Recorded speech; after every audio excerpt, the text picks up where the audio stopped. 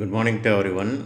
இன்றைக்கி இந்த வீடியோவில் 12th standard physics 3rd chapter important question பார்க்க போகிறோம். ஒரு இம்பார்ட்டன்ட் 2 மார்க் கொஸ்டின் தான் இந்த வீடியோவில் பார்க்க போகிறோம். ஆம்பியர்ஸ் சர்க்கியூட்டல் லா. ஸோ இந்த ஈக்குவேஷன் ஃபஸ்ட்டு என்னங்கிறத எக்ஸ்பிளைன் பண்ணிக்கிறேன். ரொம்ப ஈஸி. ஸோ இந்த கொஸ்டின்லாம் வந்தால் விட்டுறாதீங்க. நிறைய 2 மார்க்ஸ் அழகாக ஸ்கோர் பண்ணலாம். ஆனால் எந்த வேர்டையும் என்ன செஞ்சிடக்கூடாது, மிஸ் பண்ணிடக்கூடாது. ஸோ மியூ நாட் இன்ட்டு ஐ. ஐனா என்னது? கரண்ட் எது கூட மல்டிப்ளை பண்ணியிருக்கிறோம்? Mu not. அது ஒரு கான்ஸ்டன்ட் வேல்யூ. என்க்ளோஸ்டு எழுதியிருக்கிறாங்க. அப்படின்னா என்ன அர்த்தம்? ஒரு க்ளோஸ்டு சர்ஃபேஸில் இருக்கக்கூடிய ஒரு கரண்ட். இந்த ரெண்டையும் மல்டிப்ளை பண்ணுறது எதுக்கு ஈக்குவலாக இருக்கும் அப்படிங்கிறத பாருங்கள். B into TL. பி அப்படின்னா என்னது? Magnetic field. டிஎல்னால் என்னது?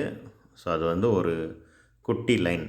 அதை இன்டெக்ரல் பண்ணால் என்ன கிடைக்கும்? ஸோ டோட்டல் லைன் என்ன அப்படிங்கிறது என்ன செய்யும்? கிடைக்கும். ஸோ இந்த லைன் இன்டெக்ரல். இப்போ இங்கே டெஃபினேஷனை ரீட் பண்ணி பாருங்கள்.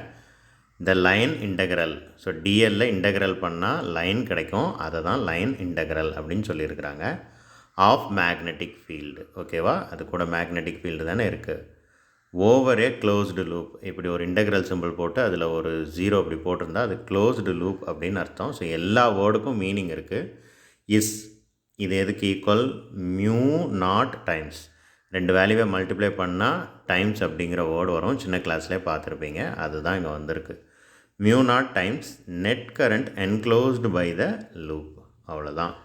இவ்வளோ எழுதி இந்த 3 லைன் எழுதி இந்த ஈக்குவேஷன் எழுதுனா 2 மார்க். ஸோ யாராவது விடுவாங்களா? விடாதீங்க. படிக்கிறதுக்கு 2 நிமிஷம் ஆகும், எழுதி பார்க்கறதுக்கு 1 நிமிஷம் ஆகும். 3 நிமிஷம் கரெக்டாக ஸ்பெண்ட் பண்ணிங்க அப்படின்னா 2 மார்க்கு கண்டிப்பாக இருக்குது. ஆனுவல் எக்ஸாமினேஷன்லே கேட்குறதுக்கு வாய்ப்புகள் மிக மிக அதிகம். இந்த கொஸ்டினை மிஸ் பண்ணிடாதீங்க. தேங்க்யூ.